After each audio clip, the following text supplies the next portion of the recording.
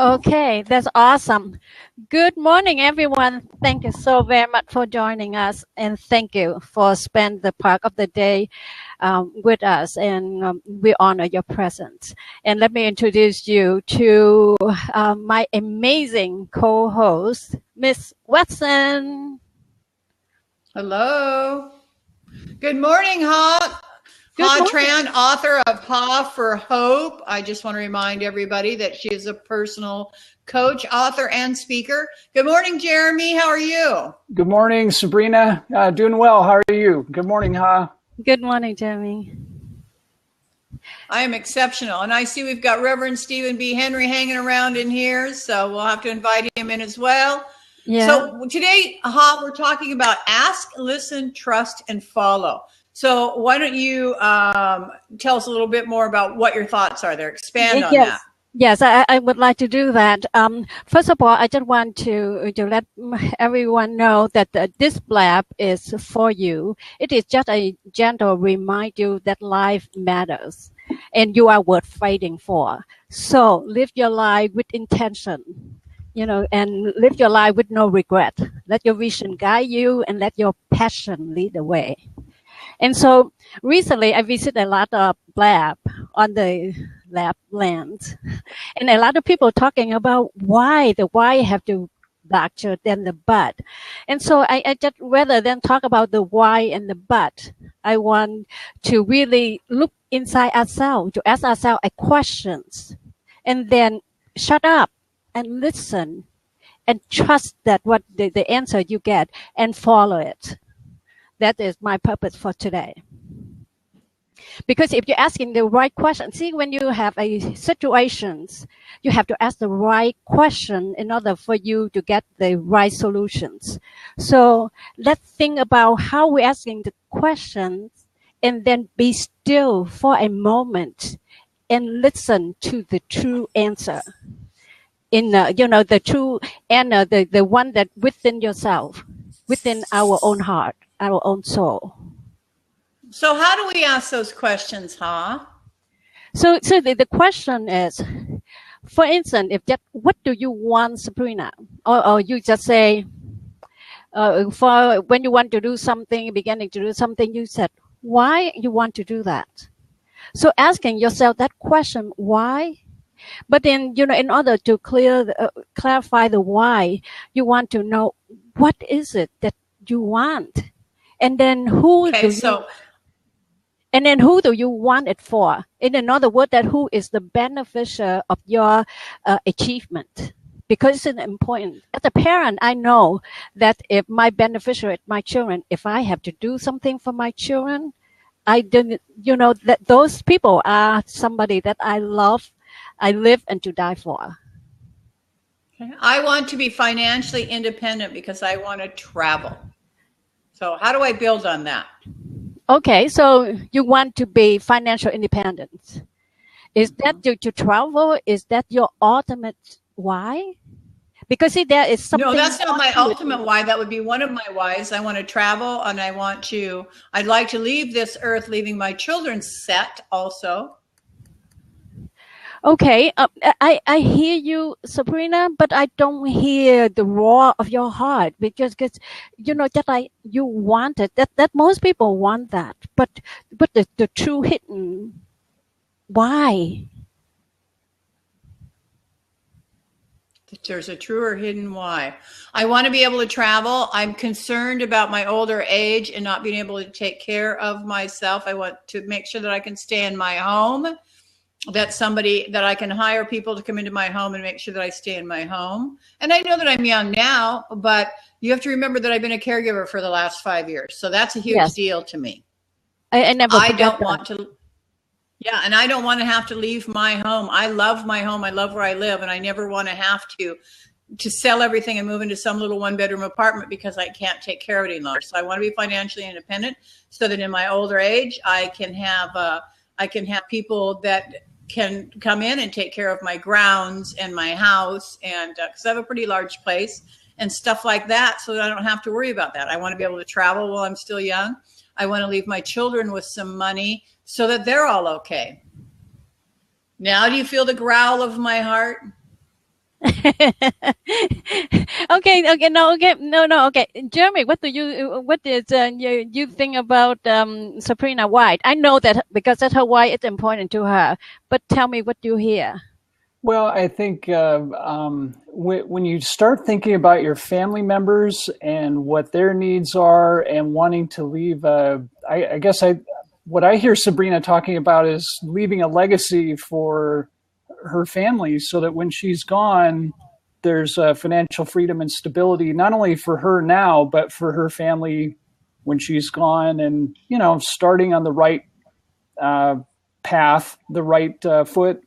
I hear there's kind of a legacy undercurrent with what she's saying, I think. And it's very compelling to me. And I've found this out after being interviewed by someone where they ask, who are you? And then why? And 3 whys will reveal a lot, because you start getting past all these what we think the superficial whys are. And then we start getting to the true inner meaning, the innermost meaning of what why means, and which direction, a directional why. Okay, Jeremy, you were on this platform with me for a few times, and we hear Sabrina's story. We understand her why, and so. Okay, now I agree with you. Okay, your why is compelling, but again, so what do you see? Where you going from that? What do you do in order for you to get to the destination that you intended?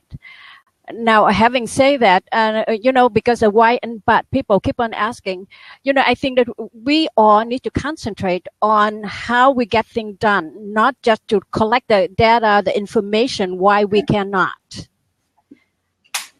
So I need to act in a manner that's going to get me there. Correct? Yes. And if you have to ask your questions, I think that you are doing it, but let's hatch it. I'm sorry, say that again, huh? I know what you are doing. I know that you are building it. You not just you cultivate it, you building it. I know you will get there, but can you visualize, from where you are to where you're going? What do you need to do? Because see, whatever that you need to do, the implementation is also very, very important. Not just thinking what we need to do, but just doing it. Is that the where we get to where we needed to. I can visualize the end of the road, and I cannot visualize the path in between as far as what I need to do to make it happen. However, I kind of liken that to driving a car from California to New York. My headlights only need to show me 220 feet ahead, because every time I make that 220 feet, the next 220 feet are going to be revealed to me. That's correct. What I believe. That's awesome. That's very profound. That's correct. Because see, when you talk about the headlight, especially at night, you see that the level of focus. The headlight will shine to the, about a couple 100 feet that for you to see. But when you get there, you see further.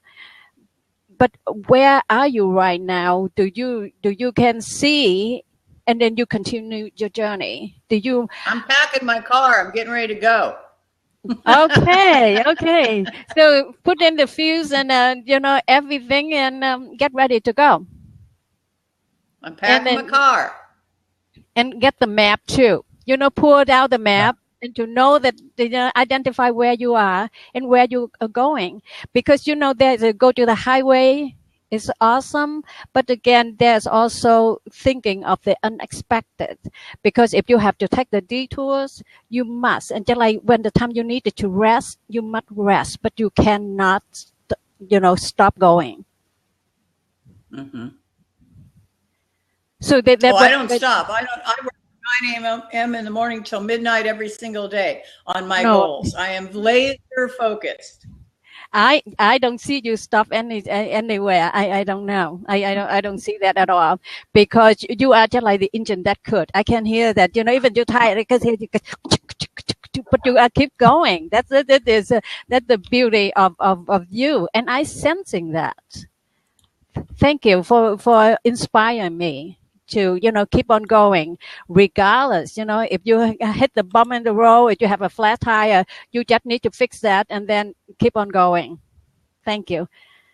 So, Mr. Jeremy, tell me about your why and how you clarify your why. What question you need to ask yourself?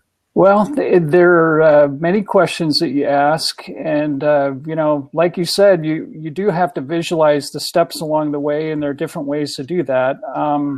I guess for me, I think of transforming people's lives in a positive way. I had particular family members, one in particular, a sister with special needs, and so achieving financial freedom will help make financial freedom more possible for her and her children. Even though she has a college degree, she has special needs, and her children do also. So our family spends a lot of time trying to help her and her family with their needs. But I think of my wife. My wife works full time right now. I'd like to see her maybe just work part-time, and that way we can spend more time with our daughter. Our daughter is just on the verge of being a teenager, and so this is a really critical time for us to be able to spend time with her. And she has dreams of becoming a great dancer and things like that, so we're trying to accommodate those and weave those in with our own paths. But I'm writing several books. I'm kind of writing them in chunks, trying to prioritize which ones are the most important. I'm revving up my coaching business. I'm starting health coach certification classes this month. I'll be a certified health coach by the end of the year.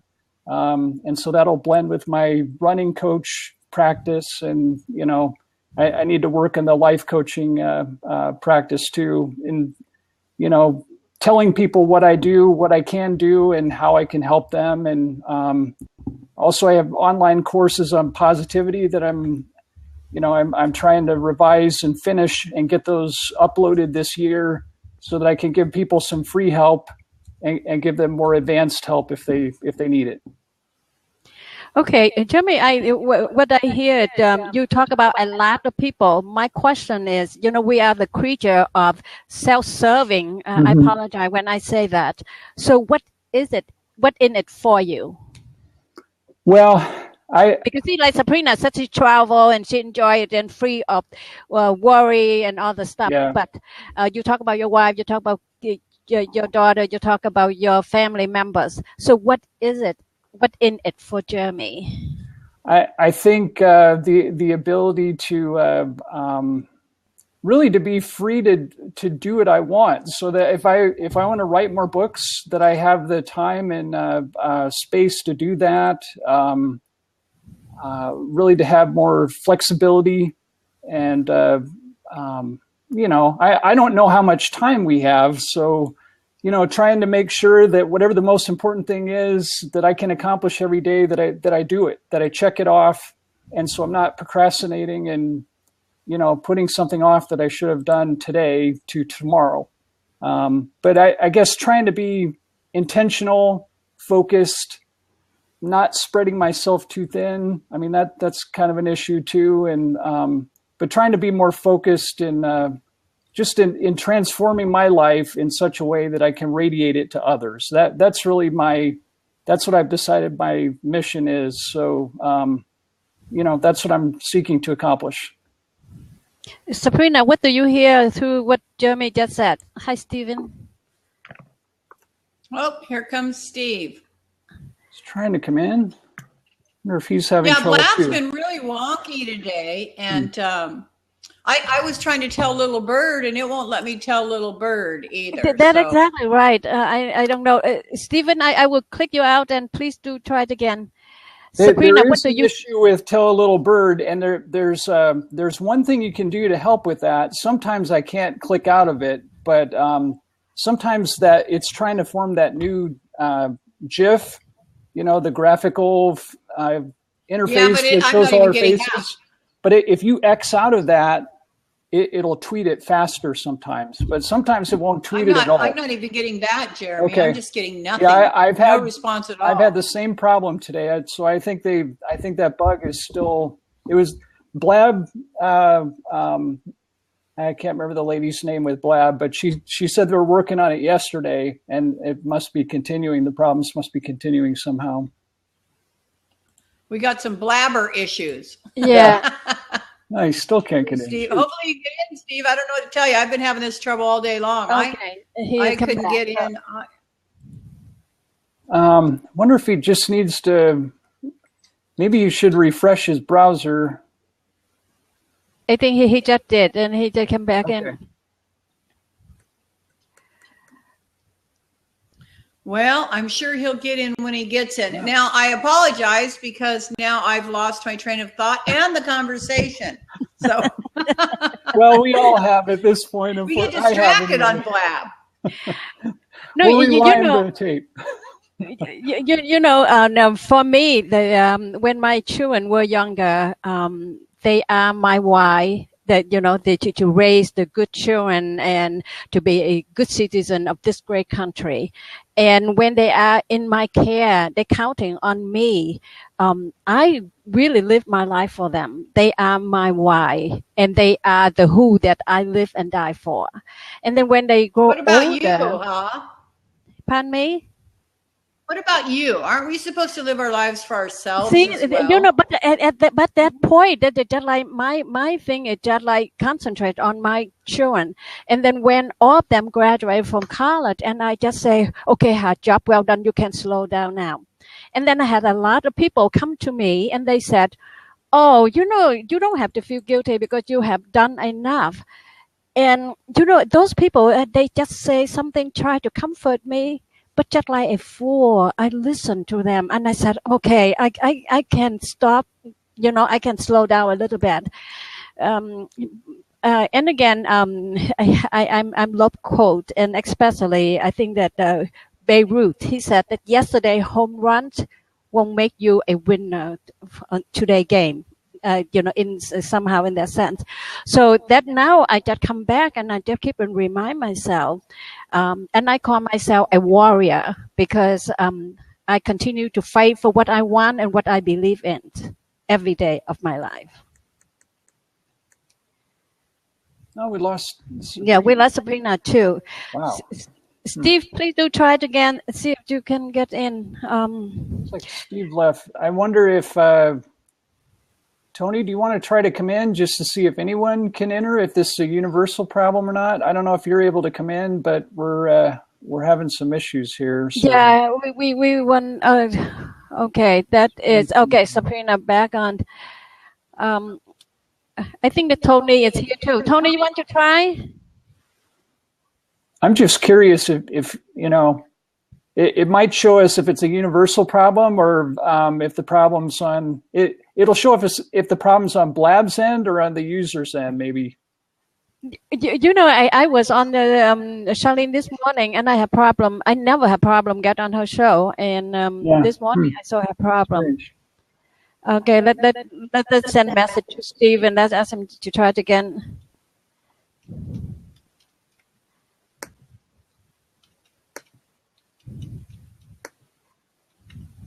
Yeah, the Tell a Little Bird is locked up too. That's still I don't know.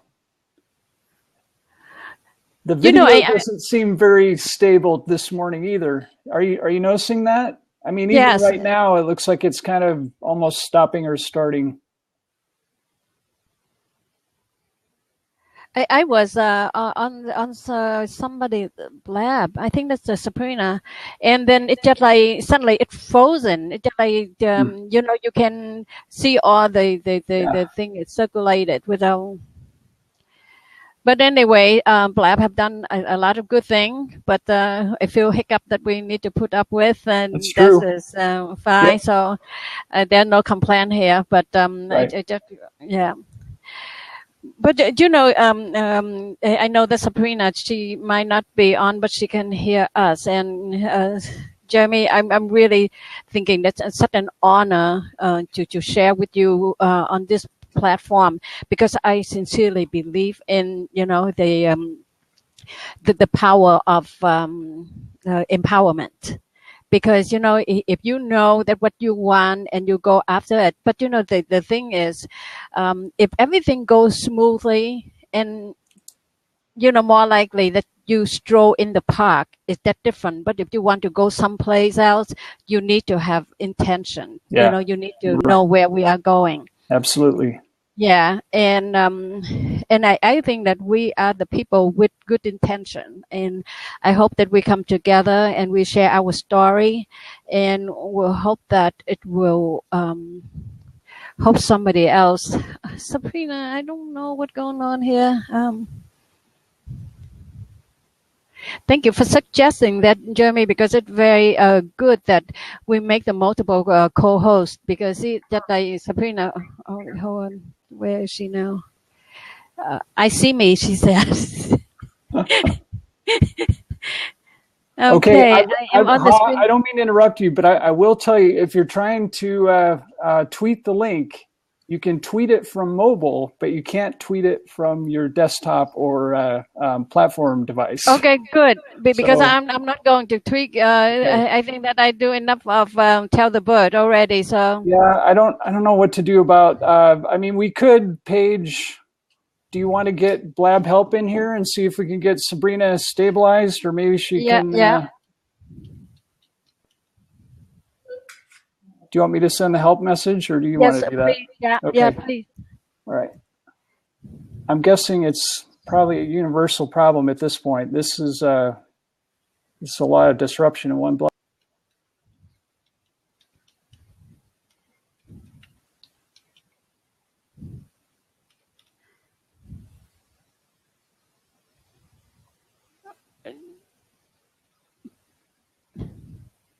Oh, Jeremy gone too? Oh, man.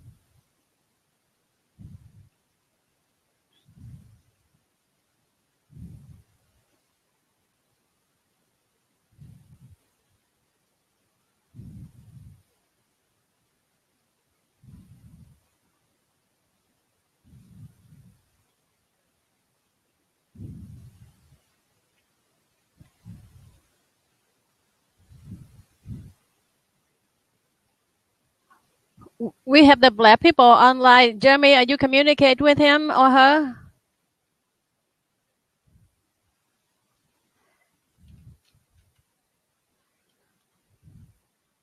Yeah, Hope is here.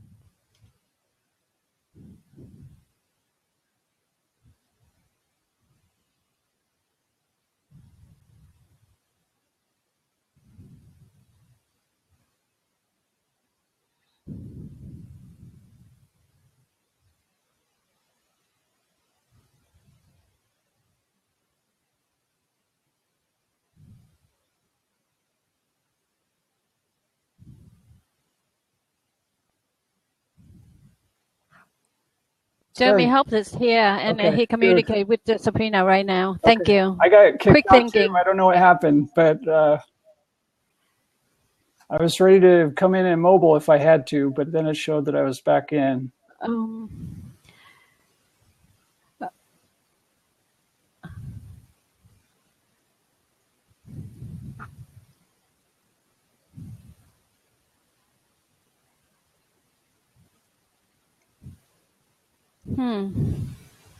Do you think maybe she has, Skype can be an issue. Or if she has two Blab tabs open, sometimes you have to close one Blab. Oh, Skype, that might be the problem. Do you hear an echo, Ha? No, not at all. Okay, I'm I'm going to jump out again because I'm hearing an echo and I think it's me. I'm going to grab a power cord and I'll be right back. Yes, please.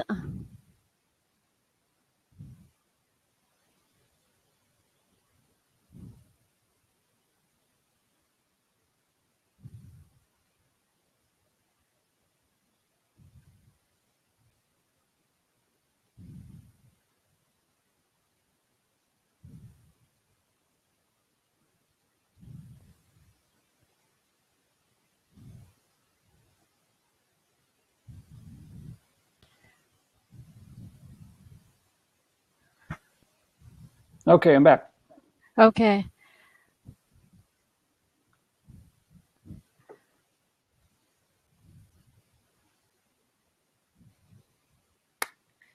I'm going to have to keep Skype closed too. I didn't. Yeah, just because he mentioned Yeah. that, I just shut down. I just closed my Skype too.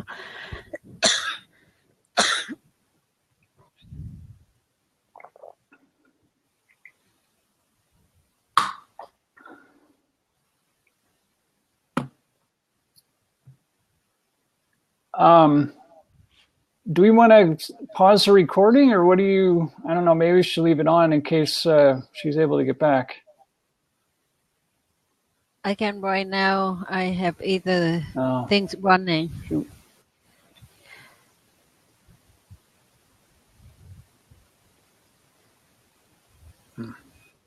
Okay. So, okay, I think that she needs to check out something and we can continue our conversation. Yep. Stephen, are you still there? Or Tony, would you see if you can hop in, please?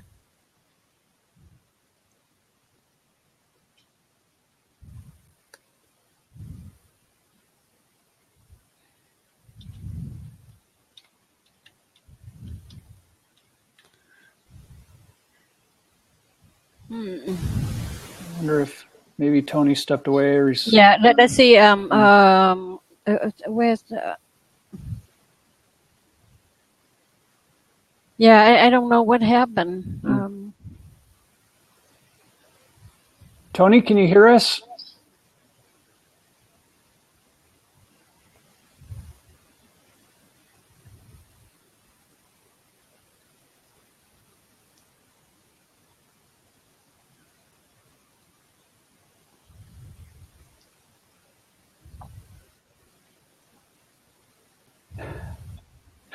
Well, maybe we should just continue.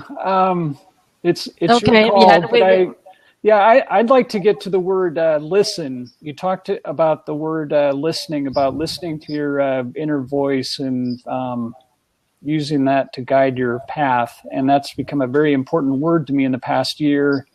It had become a deficiency of mine, and I took steps to shore it up and make it more of a strength to bring it back to where it was. And I think a lot of times, we're, at least for me, I find I'm multitasking, and so I'm not listening to someone as attentively as I should be, and then they stop listening to you, and then no one's listening to anybody else, and that then communication completely deteriorates. And if that happens, then you can't have productive, positive, meaningful relationships.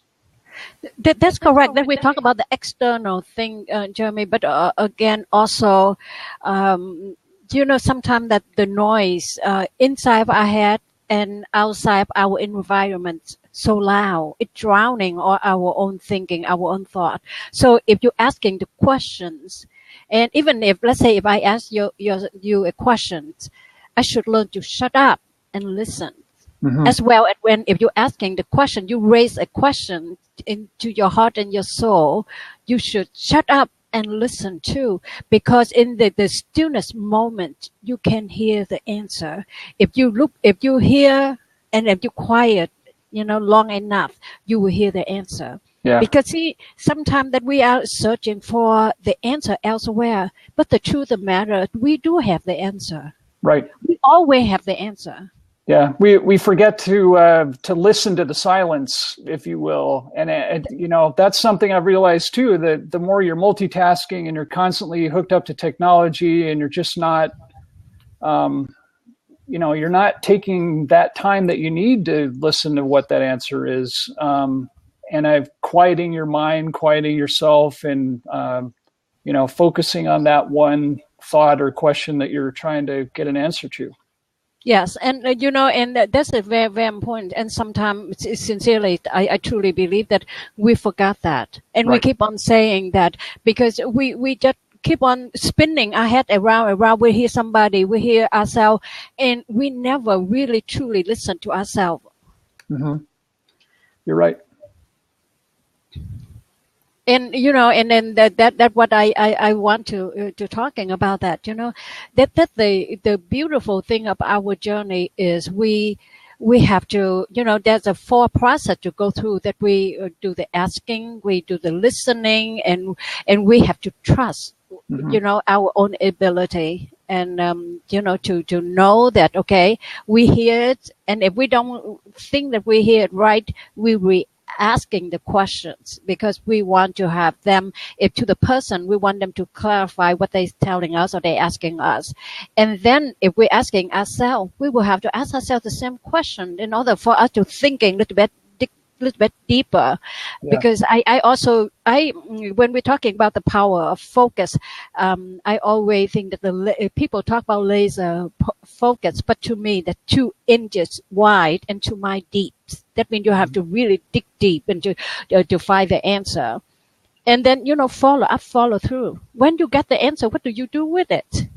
Yeah, the follow through is difficult, because you can get down a path and feel like you're on the right road, and you get complacent and you forget that, I have to take all these other steps to get to my destination, and that there are 20 steps ahead of me that I need to take, and I need to take one of them every day. And so yes, the follow through is a big deal, and for people that procrastinate or things like that's an even bigger problem. Or multitaskers, that's you have to follow up. You can't leave 50 things undone, or you're not going to get anything done.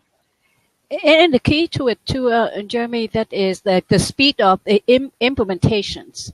Because I don't know who say it, that maybe a cliche or something. They say strike when the iron's still hot. Yeah. When the idea come to you, and then if you verify it, you clearly understand that you have to act up right away. You have to follow that action, because you don't want it to become, at first it was a hot idea, and then if you neglecting it, you make it, lukewarm, and then later it's cold, and we never follow through. Yeah, you're right. Yep. Yeah, and I think that the idea of follow through is the idea have to be compelled to us. Yes. Hey, we have a question from is this from Leon? I'm trying to match. Yes. He didn't mark it as a question, but what if there are multiple destinations? How do you recommend choosing one to focus on? Ooh, that's one of my favorite questions. First thing first, because you don't have time to do everything. However, you can have time to do a few things. And then, whatever that you have, just like your why, it's sometimes this why need to finish in order for you to get to another why. Or sometimes that with your own judgment, you have to find out what is your priority. Just like for you, you're thinking about having the money sent to your kids to college and to Harvard or Yale, whatever that is.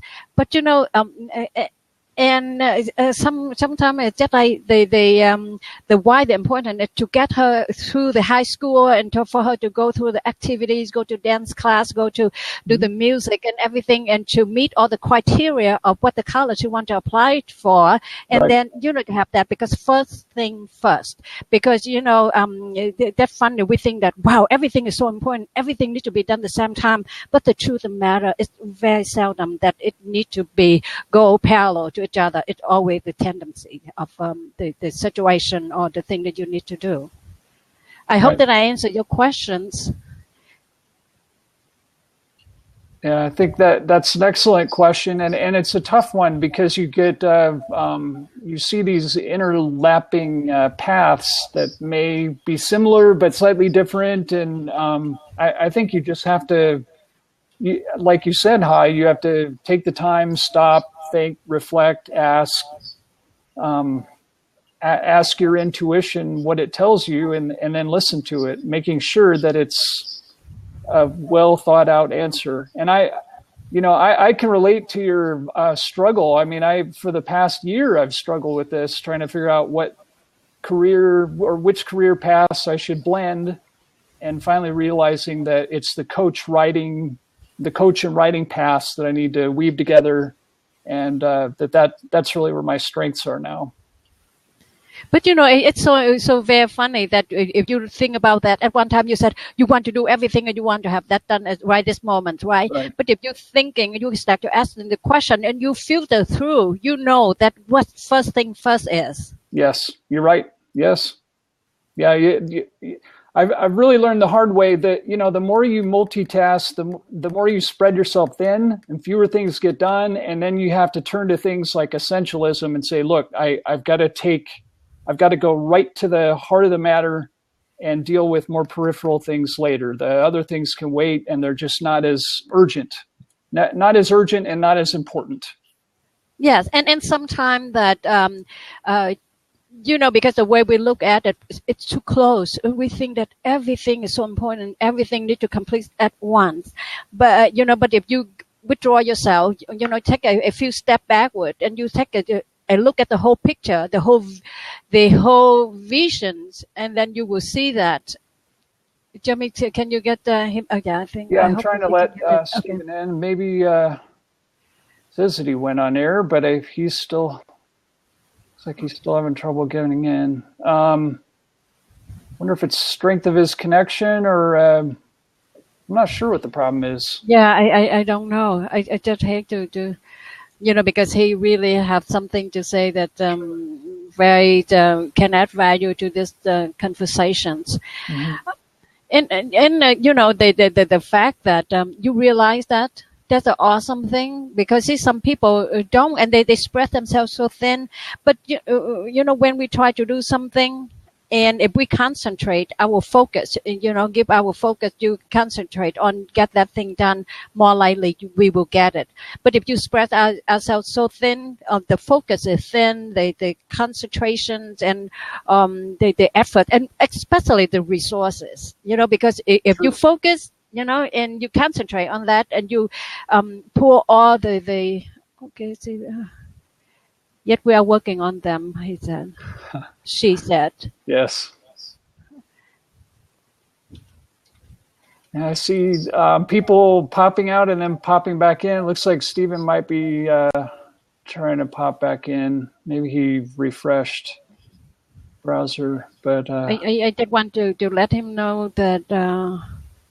we're trying to let you in, Stephen. I don't know what there are Blab issues, and I think some users have been having issues too. If you have Skype open, or if you have a different Blab tab open, sometimes you have two Blab tabs open. Close the one that isn't this one and see if that resolves it too.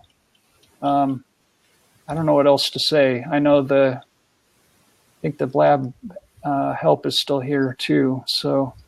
Oh, switching to Opera browser. Hadn't thought of that. I know most of us are using Chrome, but if you use the Opera browser, try that. I don't know much about it. I've heard about it. I've heard only good things about it. So we have a troubleshooting document from LabStud. Thank you. We'll mark that. Okay. So, Stephen, try it again. See, I don't know.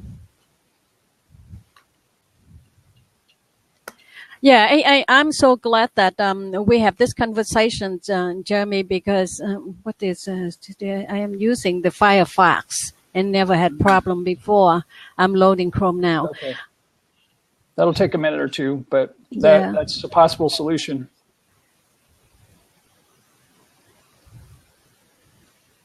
Yeah, that's a good tip. You got to Skype tries to take over your blab camera. I think that's been proven in several blabs that I've observed. So we've got some good advice to make sure Skype and other related software are closed, or you're going to have conflicts with the documents.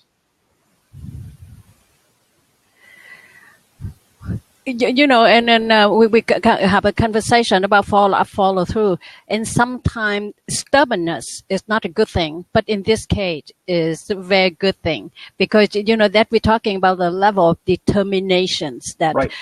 You need to. Jeremy, maybe you should click him because I did, and I couldn't Yeah, I get. did it this time. So let's see if Yeah, hopefully. Oh, oh, yeah. yay, we got you. Thank you, Stephen. You're very persistent. It paid off. That's it. That's what I'm talking about. The determination. That's right. That's what it's all about. Hi.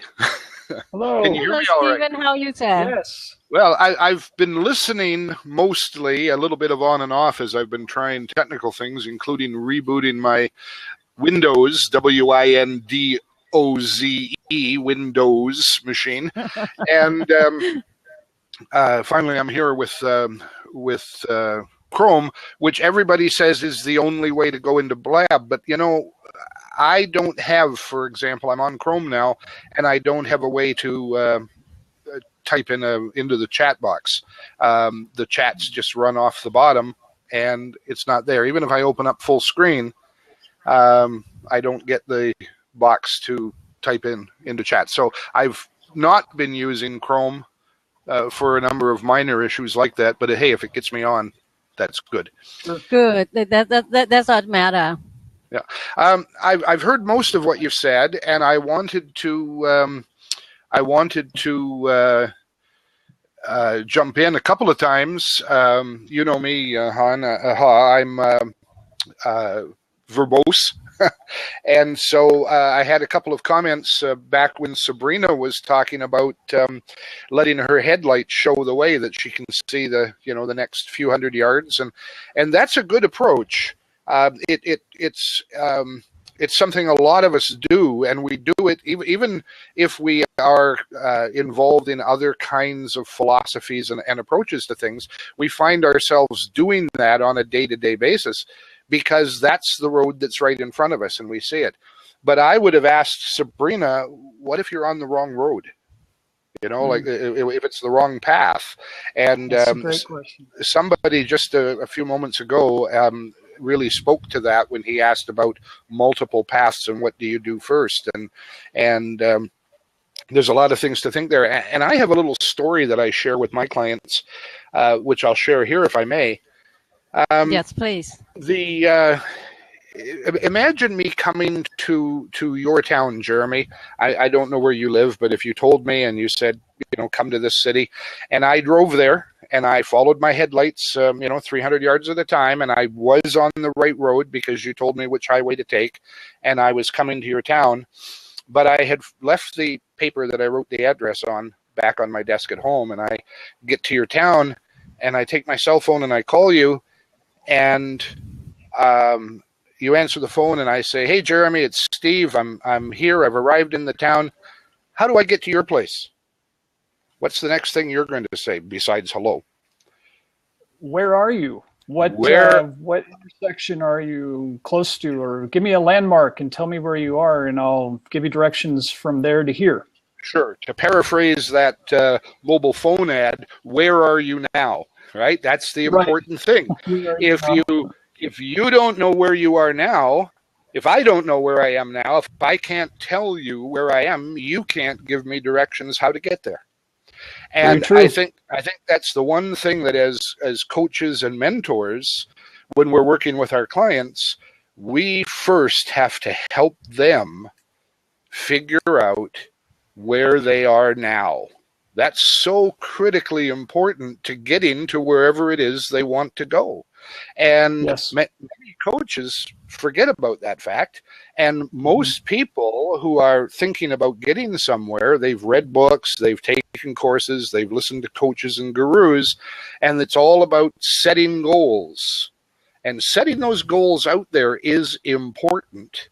setting the right goals, important, setting goals out far enough, but not too far. All of that's important. You've heard all the discussions and coaches on those things. But no matter what path you're on and what your goal is, and even if they both line up, you really can't understand what you have to do to get to where you want to be if you don't thoroughly and completely understand where you are now. And so that's the little bit I wanted to share. Okay, I agree with you on that, Stephen. But again, see, it's easier to give the direction when you on the road rather than if you sit on the couch. Nobody can give you the direction to get to some place that you needed to.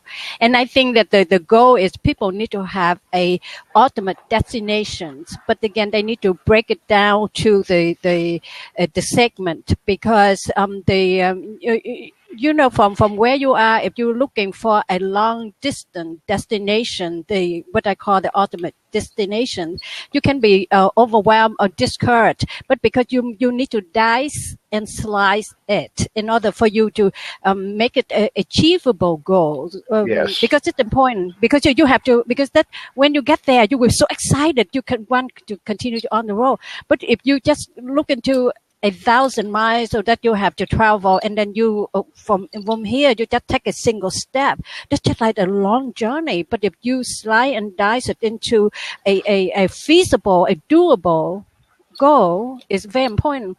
And then when Sabrina talking about the headlight, and you know, because I think that she want to talk about the vision of a focus, because see, you cannot see, you don't want to see anything else. You just want to narrow your focus in order to have a laser focus for you to go to wherever you needed to. And earlier I mentioned when I'm talking about something to dig deep, I talk about 2 inches wide and 2 miles deep, because that's how I dig, because I'm the person. You know, just like the relationship between you and I, or Jeremy, or everybody I met along the road. I don't build the relationship because the build that I build from the ground up. I want to cultivate it because I want to cultivate. You know, I mean, there are some people that I just want to build a relationship because I have a different purposes. But if to my friendship, I want to cultivate that relationship. I want for you to know that I have your back, as well as I want to believe that you have my back. Well, if you cultivate the relationship, to extend that metaphor, then the relationship will grow. And if it grows well and solid and bears fruit, then it's been a good relationship. All relationships aren't going to be good. All you can really do is cultivate, prepare the ground, take care of the relationship as best you can, and the good ones will grow and bear fruit. And that's wonderful. And back to what you were just saying about slice and dice, you know, the old joke about how do you eat an elephant? One bite at a time. And that's so true. That's true. And I mean, some of these simplistic statements actually carry a truism along with them. And so you need to put all of these things together. I'm not suggesting that any one aspect is more important or less important. We may have more focus on one than the other, but you do, just as you say, going back to the ground and cultivating, you have to build the foundation from which to grow whatever you're doing. If that's a well-tended garden, or if that's a stone wall, whatever it is that you're building as the foundation, you need to start at the beginning and do that. The other thing about that is, too, in terms of one bite at a time and segmenting, I've found for me, and this doesn't work for everybody, but when I start a project, when I take on something, I try to set my goal. A very good friend of mine and mentor many years ago told me that you set your goal in concrete and you draw your plans in the sand. So you set your goal. You have the goal that you want to reach. You set it in concrete. It's out there. It's solid. You can focus on it. You can be laser focused. The plans to get there are drawn in the sand, so that if they don't work, don't be afraid about wiping out the sand and start over with new plans. That can be done easily and readily as you need to reevaluate what you're doing. And any of us starting out at any level on any project cannot know all of the answers and all of the directions and all of the things that are going to come up. And even if we do know all of them, some surprise will blindside us for sure. So we have to be prepared to make those changes. We don't have to change our goal. We just change the plans to get there. So I set that goal out there in concrete, and I look at it, and I visualize myself being there, achieving that goal. And I visualize it so real that I can taste it. And then I say, where was I just before I got to that goal? And I step back and visualize myself just before attaining that goal. And then where was I just before I was at that point? And I step back, and where was I just before that point? And I step back and I step back each little step until I get back to where I was. And remember, first I knew where I was, where I am now. So I get back to that point, and now I've just written in reverse the steps I need to take to get to my goal. So if I take each of those visualizations moving backward to where I am now, right here, now I have my plan to get to my goal. And more often than not, it's the right plan, and it gets me there the fastest. When having hear you say that, I need to Jim Rohn, that one of my favorite people in the world. He said that do not set your goal too low, because if you don't need much, you won't become much. So you need to set your goal is big enough that to shake you a little. Because see, if you know all the way, from where you are to your goal, that your goal too small. But if you think that everything from here to there, and you have all the control, that is, when you have all the control, that means you don't think big enough. So not because, I think that we need to challenge ourselves. You have to really set the goal that you have to extend your arms a little bit, and you have to tip toes a little bit in order for you to reach. And I love the idea that, how concrete do we need to set our goal? But I think that, I love the way you mention it. Until you get there, you can smell it, you can feel it, you can visualize the people are waiting for you at the finish line. And somebody there will pump their fist with you, and they will high five you, say, job well done, Stephen. Until you see that, you get, that's a matter of time you get there. Well, you were, go ahead, Jeremy. Oh, I'm going to go back to, Stephen, I'm going to go back to how beautiful it was for you to go to the final destination and then go backwards and draw the lines of the 50 steps or however many it takes to get there. I mean, that's, I like to visualize, but I tend to visualize on the destination, and I haven't tried to do it in reverse like that. That's powerful. I'm going to try that. I've never done that before, but that's a powerful insight. You just gave me a title for a new book, 50 Shades of Goals. There you go. It'll sell. My friend on the sidebar, he said reverse engineering, and I thought, and I think that's brilliant, because that's how I always thinking. You at some point that you want to get there, and you have to work yourself backward, because in order for you to get there, what you need to do, and because just like not just like die and slide it, but you just like can thinking of what if or the scenario to get there, because that is that's how you put yourself to the limit. You put yourself in the zone. You get yourself in the flow in order for you to get there. And that is, to get there is great, but the journey is so awesome, so sensation, because you can be you, and you can do all the thing that you want.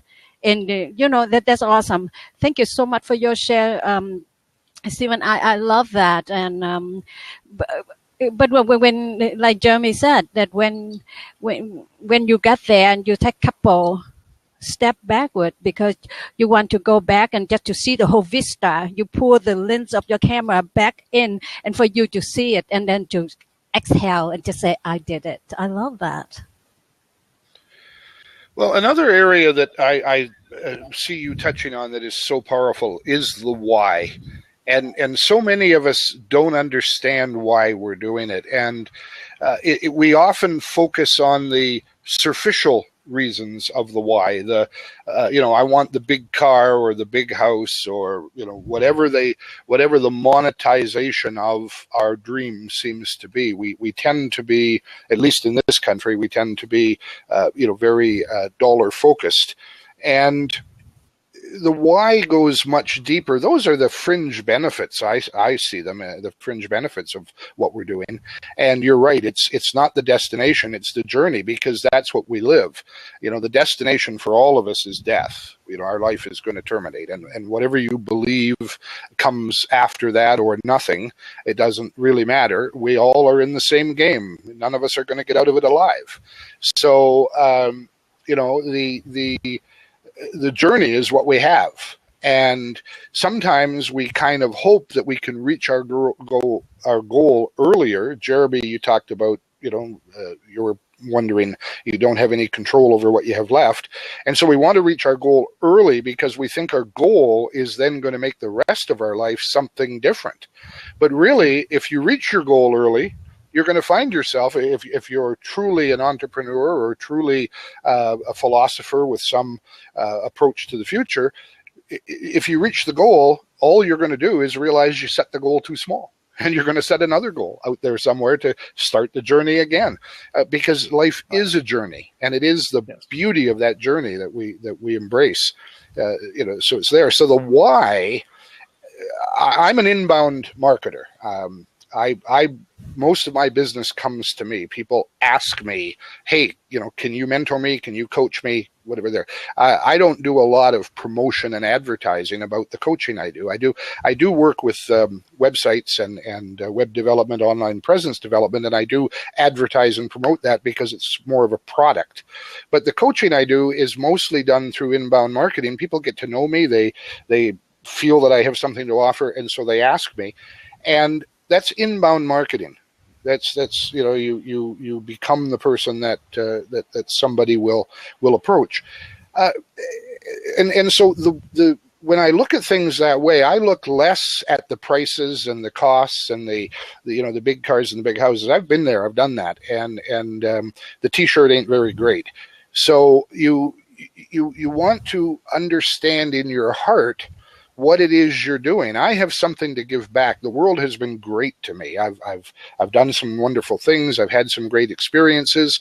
Some people might not think they're so great. Other people might envy them. So, but for me, I look back at my life, and to be a little cliche about it, life doesn't owe me a dime. Okay, I'll be 64 this year. I've had a lot of experiences.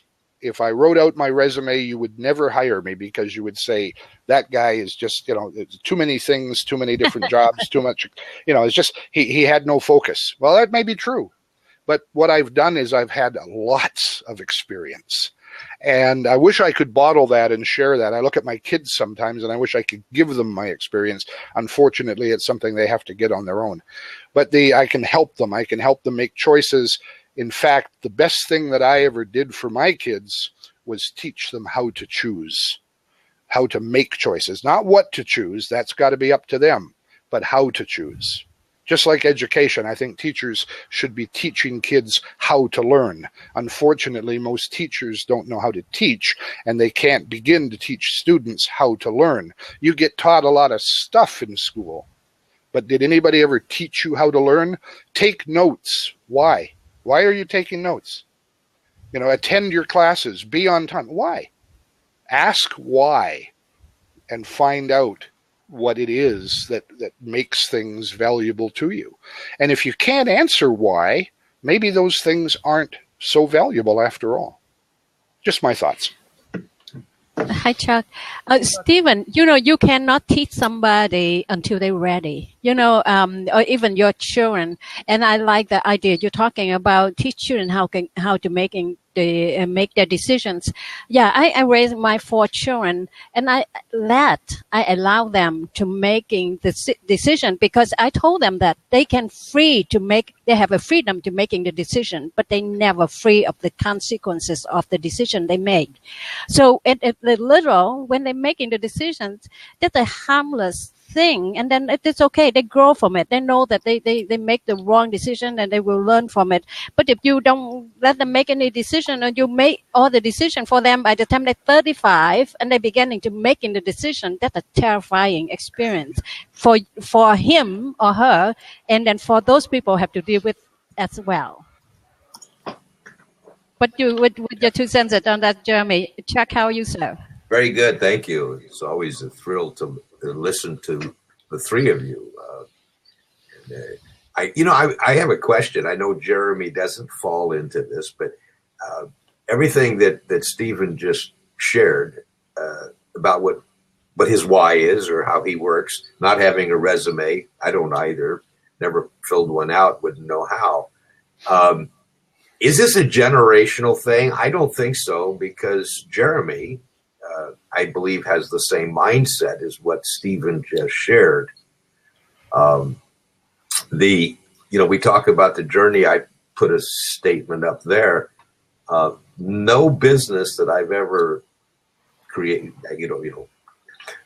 build an idea was ever built on the premise of money as the end goal. The end goal was solving the problem. When you invent things, you don't invent things because there might be money coming. You invent things because that invention may solve someone else's problem. And if it's done right, it's almost impossible for the money not to flow. At least that's my simple experience. In the farming days, I grew crops because I knew people needed food. And not every year did I make money growing those crops. But you continue to grow the crops because the happiness of life came from doing what I decided to do and what enjoyed, what pleased me. Let's put it that way. Very selfish statement. But I like the term, yes, professional problem solver. That's what a parent is. Hatran said it so well. Yes. Our children should only be given the opportunity to learn how to think. As you mentioned, decisions, Hatran. My children are very diverse in their current adult life. I can tell you huge stories of each one, and none of them are alike, yet they all had the same foundation, the same ability. Some of them actually made the wrong step, but it's their problem, and they have had to suffer the consequence. And some have handled it very well, and some haven't. That's their life, not mine. And none of our children, nor was I, and nor was my father, ever pointed to what we should be, but rather how we should be a human being. And I think, everybody here, like I said earlier, we're 4 peas in a... We just seem to be on the same wavelength here, so I should probably leave because you guys, I can't offer anything new because the three of you are already there. Chuck, but you reiterate that. You did offer something new, and I think it was the word human. And I think if we're connecting with people, we realize we're all members of the human race, that we're all in this together, and that we can help each other in a cooperative manner. We can do so much more and take each other so much further than we can by ourselves. And I think that's, we forget things like that. We think we're all on our own little path, and that, we have to do it all ourselves. And that's not true. But you're right. Children have to make their own choices sometimes. And it's hard to decide as a parent how much latitude to give the child. But, you want your child to be independent, but you want them to have a strong foundation, but you want them to be protected from, negative and evil influences. So you have to weigh all that. And that's an individual parental decision. But I think if we remember that we're all in this together, and we connect with each other human to human, as Brian Kramer and others put it, that's a very powerful way to interact. And if we interact like that, our interactions are at a much higher level, in my opinion. I just can't embrace that any tighter than I already do. You're so right, and I see it from an interesting perspective. I think because I deal both with the philosophical, the personal side of it on a regular basis, but I also deal with the technical side of it with websites. And one of the things that I do, and there's a whole industry built around it, is search engine optimization, or SEO. And that's a very technical aspect of websites. And I see all these SEO professionals running around counting keywords and talking about analysis and following all the stats and doing offsite and onsite and all the different techie words that they use. And that's great. Okay. If you're going to build a Maserati, you want to build a fine Turing machine. You don't want to build a piece of junk. So that's good. You've got to understand the engineering of it. But once you get the understanding of the technical part, then remember that the whole purpose of building that website, putting it out there, is to share it not with search engines, but with people. So absolutely, amen. Forget the counting, forget the technical stuff. First, fill and fulfill the need of people, and then you've done it right. And you'll find that when you go back and look at that, hey, all the technical stuff is there because the way they developed those numbers, the way the technology was analyzed, was to look at what works and count the number of keywords and say, this is the number of keywords you need to work. And why did it work? Because it was written for people. So all of those numbers come from analyzing web content that works and determining what the best outcomes are, what the best averages are, what the best numbers are, and then saying, do these numbers and it'll work for you. Well, don't do the numbers. Look at what it is contextually and do the content that works. Deliver something of value. And the rest will fall into place. You'll be one of the people they're analyzing to produce the numbers. My daughter says 87.3% of all statistics are made up. So, that's okay too. And if you get that, you understand. Numbers lie and liars number. And, we see that in our political platforms today. Polls, big deal. Can you believe that the whole world is making news about 300 people being interviewed? What an infinitesimally small piece of any pie that is. But that has nothing to do with this topic. Ask, listen, trust, and follow. And I love the emphasis on the first word, ask. Then we listen. And I think anybody that's popping in and out should be spending. You are recording this, aren't you? Huh? Yes. Every time I listen to what Steve has to say and yourself, is amazing. I've just not been obsessed with money. My father could never understand that. He was never obsessed with money, but he couldn't understand how less obsessed I was. And when the day is over with, did you accomplish that which you set out to do in the morning? Is compensation enough? Now that, as I say before, some people say that's unrealistic, but in this country, with the opportunities there are, I cannot envision someone not being able to provide sustenance if they do something. Now, if you do nothing, and that's the other interesting thing, there are programs in place in this country that do provide people who don't want to do anything sustenance. Or can't because they're disabled. That's correct. And that's a very important point. Right, I understand that. And I've been disabled. I understand I have disabled family members, so that's why I'm bringing it up. Right. And some of my, I share the same thing with you. But that's what these systems are truly for. Sure. But what has happened in my lifetime is all we see are things of truly no value. The car, the vigorous sex life, the home. I don't know how everybody else grew up, but gosh, we had a large family in a less than 1,000 square foot home, and it was filled with laughter. And I've love. never had a large. Yeah, thank you. I've never had a large home, and it was not necessary. And people say, and I don't know if any of you have experienced this, but I remember when the kids went to a horse show when they were just got their license, or before they got their license. We showed up in our 1970. We buy a car every 10, 12 years. We showed up with a 72 pickup and a 72 horse trailer, and this was probably 1985. And this story I will never forget, and I know with a lot of other people. Chuck, I kind of agree with you, and let me tell you, the question of value, everybody have different value. Mm-hmm. We cannot put our merit on somebody else. Because value is different to everybody.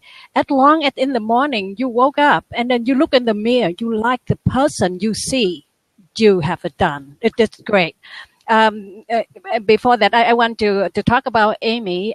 She said that her husband said, if you don't have anything nice to say, please say it to my husband. Yeah, I love that. How are we supposed to interpret that? I can take that two different ways, at least, maybe more than that, but it was funny. Yeah, well, when I read it in silent, I interpret different. When I read out loud, I interpret different. Right. But Amy, in the same the thing, my father always, I was growing up in my father's house, and my father always said to me, say what you mean what you say, just don't say it mean.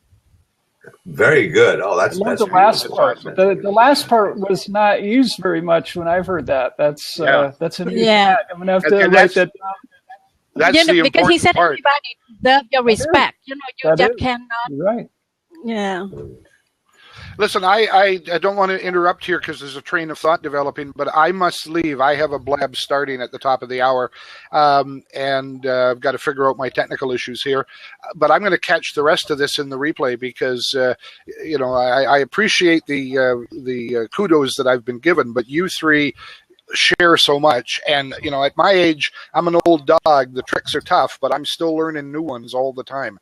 Every day I learn something new, and it's people like you sharing that give me those things, and I thank you sincerely for them. I'll see you guys again on Blab from time to time, and I will catch the replay. Thank you. Thanks, Stephen. Thank you, Stephen, for stopping by and for contributing. Thank you so much. Okay, Chuck, you can hop in now, please. So please do continue. I apologize because I read what Amy said, and it made me laugh. I'll tell you what was worth it was your father's statement, and I have written it down, and it will be oft repeated. And then again, for Jeremy, but that's what my father said too, from far, far distant, and then for years ago. And my father said, just like Napoleon Hill, whatever he said still relevant today. And what my father have said to me years ago is still relevant to me today. My father said, when you are a parent, you parent someone from the day you give birth to them until the day you die. So I take it so wholeheartedly. Mm-hmm. And I take, it doesn't matter how successful my children are, they still have the luxury of me worrying about them. That, to the young parents, that is, that's what I want to share, because I love my father. Every time I mention about him, I feel like I honor him, and thank you for allowing me to do that. November 1st was my father's 97th birthday. If he had he died 7 years ago, and I had an eulogy for him that day. But there's another thing that I've learned, and I guess other people do it. On my birthday, I honor my parents. It's not my birthday. I'm the result of their sharing their love. So on my birthday, I like to share with other people stories, anecdotes that are related not to me, but to my parents. And the one thing that we all have things we get mad at is that people don't think of parents in a proper perspective today based on what we hear. I'm not saying that Jeremy feels that, but why aren't we sharing publicly more of what the family truly is? And this is off topic, but you brought it up, and I know November 1st, Sunday, I woke up, I saw my father's picture. I have a collection of pictures of him at young ages when he came to this country as a young man, and his Navy stint, and holding me when he came home for leave during World War II, and as we grew as a family, and you reflect back, and you have to be touched by the fact that two people, my mother's passed away also, but two people decided to make a decision regardless of the outcome and stayed the course. And I think that's what we forget also today. You mentioned the why, or Stephen mentioned the why. Why did my mom and dad get married? It's an interesting question. They got married. Well, it doesn't matter. They did.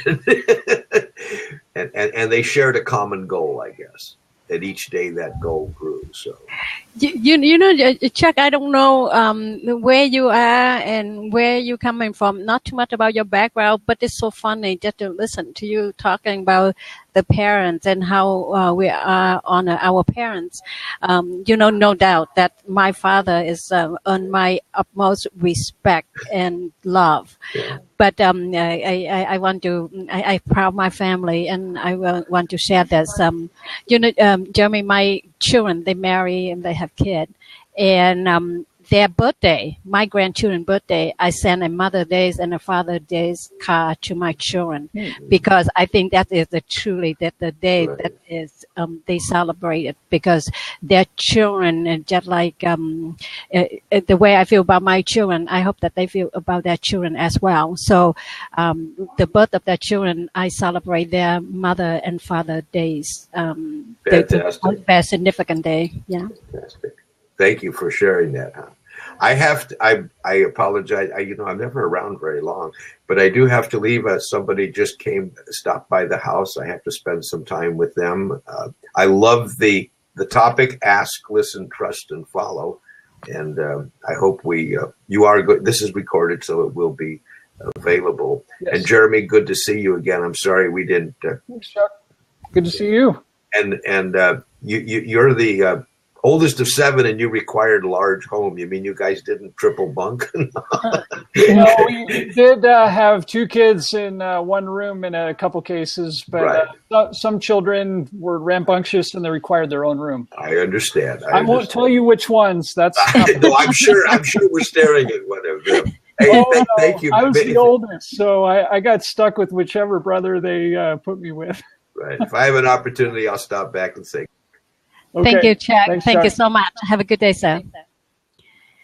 So, Jeremy, that we go through the first asking the question: listen, trust, and follow through.